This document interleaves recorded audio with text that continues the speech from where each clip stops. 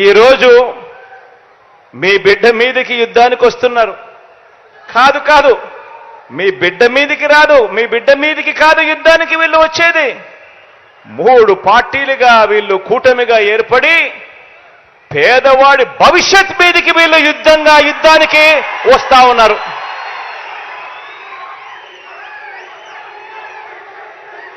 ఇదే ముగ్గురు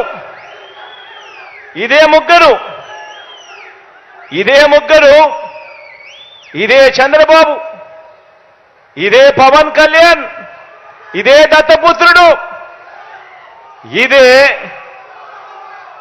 బీజేపీతోనే కలిసి 2014లో కూడా ఇప్పుడు చెప్తా ఉన్న మోసపూరిత వాగ్దానాలు మాదిరిగానే 2014లో కూడా ఇదే మాదిరిగా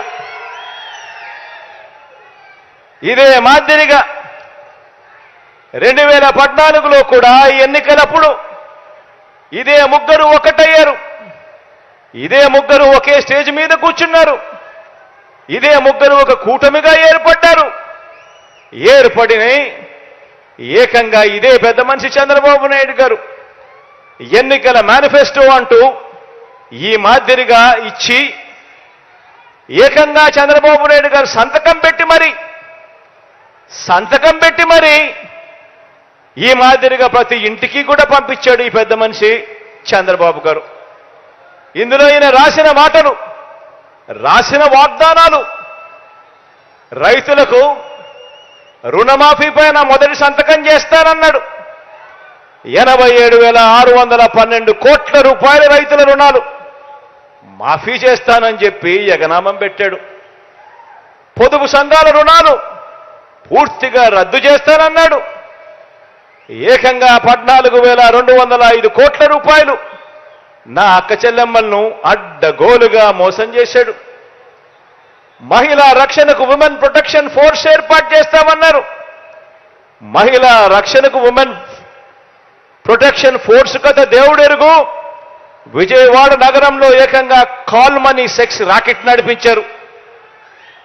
ఆడబిడ్డ పుట్టిన వెంటనే మహాలక్ష్మి పథకం కింద 25,000 రూపాయలు ప్రతి అక్క చెల్లెమ్మ కుటుంబ ఖాతాల్లోకి వేస్తాను.